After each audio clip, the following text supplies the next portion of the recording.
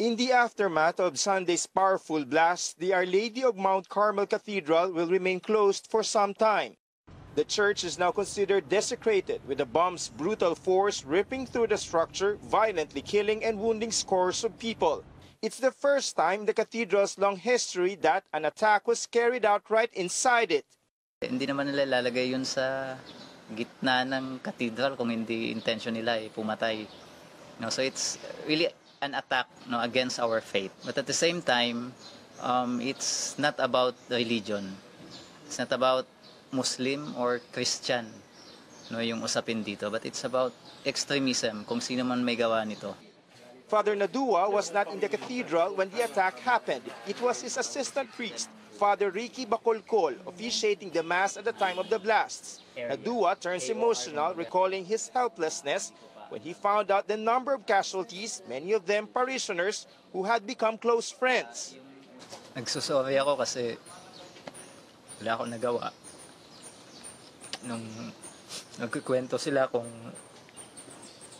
paano sila tumakbo, paano sila tinamaan, siguro yun din yung sasabihin ko sa mga yumao, lalo dun sa mga talagang close sa akin. At a military hospital, Army soldiers still recuperating from blast injuries. Wala na sir, parang nabingin ako sir.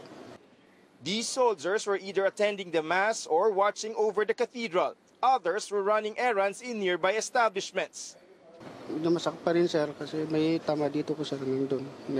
May shotgun din dito sir. Pinilit ko talaga na lumabas kasi baka may pa, sabi ko.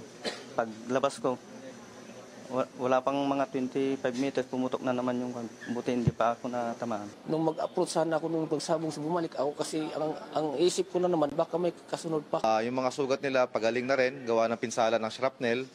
Meron tayong dalawa na gawa ng balikat sa tuhod, pero pagaling na rin sila.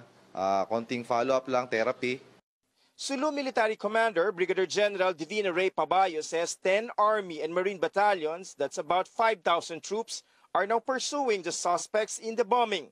They are believed to be linked to a faction of the notorious Abu Sayyaf group. Sa kulukuyan, nakita natin na nag-scamper po sila, nag-iwalay sila. So ongoing po ang pursuit operation. An Army soldier is the latest fatality, bringing the death toll to 21. More of the wounded are being airlifted to Zamboanga City. They are mostly civilians who were initially treated at the Campo General Rodolfo Bautista Station Hospital, but will require more extensive medical attention. In Holo, Sulu, David Santos, CNN Philippines.